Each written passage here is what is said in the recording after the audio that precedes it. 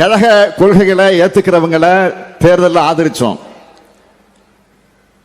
அப்ப திமுக கொள்கைகளை ஏத்துக்கிறதா கையெழுத்து போட்டு தந்து வெற்றி பெற்று கழக கொள்கையும் தமிழ்நாடுன்னு பேர் வைக்கணும்னு சொல்லியும் சட்டமன்றத்தில் தொடர்ந்து முழங்கினவர் தான் ஏஜி அவர்கள்.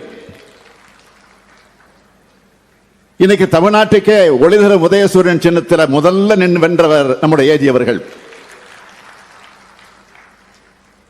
கொள்கை குன்றம் ஏஜி அவர்களை பற்றி நம்முடைய தந்தை பெரியார் என்ன சொன்னார் என்றால், மாற்றார் கூட குறை சொல்ல முடியாத அளவுக்கு மிக நேர்மையோடு ஒழுக்கத்தோடு நாணயத்தோடு நடந்து கொண்டவர் சொன்னார். அடக்கமும் அன்பும் நிறைந்த என் ஆருயிர் தோழரும் தலைவர் கலைஞர் சொன்னார். பேரறிஞர் அண்ணா மற்றும் தலைவர் கலைஞர் ஆகியோருடைய அமைச்சரவைகளை இடம் வகித்தார். திடீர்னு அவர் மறைவுற்ற போது தலைவர் கலைஞர் துடிச்சு போயிட்டார். அவருடைய மறைவுக்கு பிறகு குடும்பத்தாருக்கு நிதி திரட்டி தர முயற்சியை திமுக தலைமை கழகம் எடுத்துச்சு.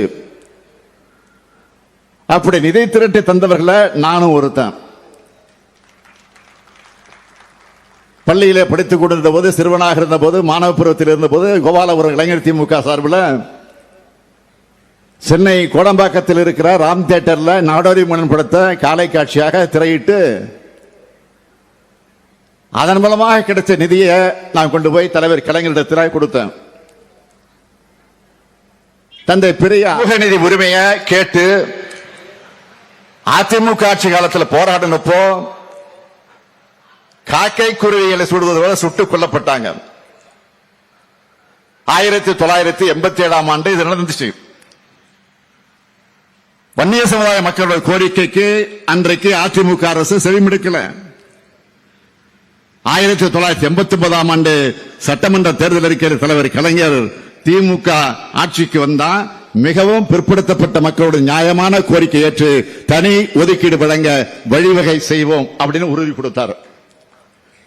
சொன்ன மாதிரியே தலைவர் கலைஞர் அவர்கள் முதலமைச்சர் நாற்காலிலே அமர்ந்து 43வது நாள்ல மிகவும் பிற்படுத்தப்பட்டவருக்கான 20 விழுக்காடு ஒதுக்கீட்டை உருவாக்கி கொடுத்த வரலாறு தான் கலைஞருடைய வரலாறு, திமுக ஆட்சியின் வரலாறு. 13/3/1989 அன்று நடந்த அமைச்சரவை கூட்டத்தில் வரலாற்று புகழ்பெற்ற முடிவா மிகவும் பிற்படுத்தப்பட்ட வகுப்பினருக்கும் சீர்மரபினருக்கும் 20 விழுக்காடு தனி இடஒதுக்கீடு செய்யப்படும் அறிவிக்கப்பட்டுச்சு.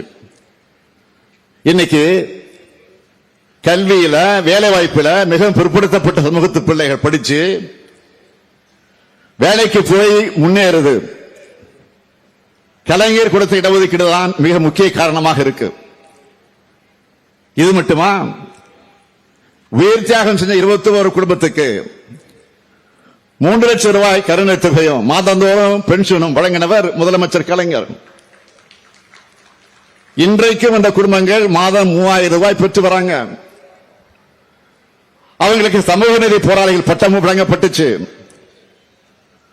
அப்ப நடைபெற்ற சாலை மறியல்ல கைதான 2 லட்சம் பேர் மீதான வழக்குகள் திரும்ப பெறப்பட்டுச்சு. அது மட்டுமல்ல, குண்டர் தடுப்பு சட்டத்தின் கைது செய்யப்பட்ட வன்னியர் சங்கத்தினுடைய நிர்வாகிகளாக இருந்த பூத்தா அருள்மொழி, பூத்தா இளங்கோபன் அவர்கள் இங்க அமர்ந்திருக்கிறார். வாழைச்செல்வன், ஆரணி ராஜேந்திரன், தாராசிங் ஆகிய 5 பேர் மீதான வழக்கும் திரும்ப பெறப்பட்டுச்சு. அதே போல திரு வாழப்பாடி ராமமூர்த்தி அவர்களும், வன்னியடிகளார் அவர்களும், வன்னியர் கூட்டமைப்பினுடைய நிறுவன தலைவர் சி ராமமூர்த்தி ஆகியோர் முதலமைச்சர் கலைஞர் அவர்களை சந்திச்சு மரியாதைக்குரிய SS ராமசாமி படையாச்சியார் அவர்களுக்கு சென்னையில சிலை வைக்க வேண்டும் என்ற ஒரு கோரிக்கை வச்சப்போ, அப்போ சென்னைக்கு நான் மேயராக இருந்தேன். என்கிட்ட தான் அனுப்பி வச்சார் முதலமைச்சர் கலைஞர் அவர்கள். சென்னையில 3 இடங்களை குறிப்பிட்டு அவங்க என்கிட்ட கொடுத்தாங்க. அதற்கு பிறகு முடிவு செஞ்சு இறுதியா சென்னை ஆல்டா சந்திப்பில், நந்தனம் ஆல்டா சந்திப்பில் ராமசாமி படையாச்சருக்கு சிலை அமைக்கப்பட்டுச்சு. முதலமைச்சர் கலைஞரும் மேயராக இருந்த நானும் அந்த விழாவில் கலந்து கொண்டோம். வன்னியர் பொது சொத்து வாரியம் அமைக்கணும்னு வன்னியர் சங்க தலைவர்கள் முதலமைச்சர் கிட்ட, கலைஞர் கிட்ட அன்றைக்கு கோரிக்கை வச்சாங்க. 2009ஆம் ஆண்டு அதற்கான ஆணை பிறப்பிச்சதும் கழக அரசு தான். இப்போ 2021 6வது முறையாக கழக அரசு ஆட்சி அமைந்த பிறகு 1987 சமூக நீதி போராட்டத்தில் துப்பாக்கி சூட்டுக்கு பலியான 21 சமூக நீதி போராளிகளுக்கு 4 கோடி ரூபாய் மதிப்பீட்டில் மணிமண்டபம் அமைக்கப்படும் தமிழ்நாடு சட்டமன்றத்தில் நான் அறிவிச்சேன். சொன்னபடியே இதோ மணிமண்டபம் கட்டி திறக்கப்பட்டிருக்கு. திமுக அரசை பொறுத்த வரைக்கும் பிற்படுத்தப்பட்ட மிகவும் பிற்படுத்தப்பட்ட பட்டியலின பழங்குடியின விளிம்பு நிலை மக்களோட முன்னேற்றத்திற்காக தங்களை முழுமையாக ஒப்படைச்சுக்கிட்ட சமூக நீதிக்கான இயக்கம். திராவிட இயக்கம் தோன்றினதே சமூக நீதி நிலைநாட்டத்தான். 1921ஆம் ஆண்டு எல்லா சமூகங்களுக்கும் இடஒதுக்கீடு வழங்கினது நீதி கட்சி ஆட்சி. இந்த இடஒதுக்கீட்டு முறைக்கு உச்சநீதிமன்றத்தால் ஆபத்து வந்தப்போ கடுமையாக போராடி 1950ஆம் ஆண்டு முதல் அரசியல் சட்ட திருத்தத்தை செய்ய வச்சவங்க தந்தை பெரியாரும் பேரறிஞர் அண்ணாவும். அது மட்டுமல்ல, கழக ஆட்சியில்தான் பிற்படுத்தப்பட்ட மக்களுக்கு 25 விழுக்காடு இடஒதுக்கீட்ட 31 விழுக்காடாக உயர்த்தினோம். பட்டியலின மக்களோட இடஒதுக்கீட்ட 16 விழுக்காட்டில் இருந்து 18 விழுக்காடாக உயர்த்தினோம். பழங்குடியினருக்கு 1 விழுக்காடு தனியா இடஒதுக்கீடு வழங்கணும்.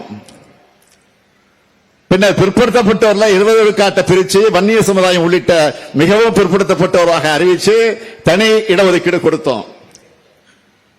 இஸ்லாமியருக்கு 3.5 விழுக்காடு உள்ஒதுக்கீடும், அருந்ததியினருக்கு 3 விழுக்காடு உள்ஒதுக்கீடு வழங்கணும். அது மட்டுமல்ல, இன்னைக்கு சமூக நீதி உரிமைக்கு அகில இந்திய அளவிலும் கிடைக்க போராடி வர்றது திமுக தான். நூற்றாண்டை கடந்த பிறகும் சமூக நீதிக்கான நம்முடைய பயணம் தொடருது. அதன் அடையாளமாகத்தான் 21 சமூக நீதி போராளிகளுக்கு மணிமண்டபமும் ஏஜி அவர்களுக்கு நினைமண்டபம் அமைக்கப்பட்டிருக்கு. இந்த 2 திறப்பு விழாக்களோட நிறைய அரசு திட்ட பணிகளும் திறக்கப்பட்டிருக்கு, அடிக்கல் நாட்டப்பட்டிருக்கு.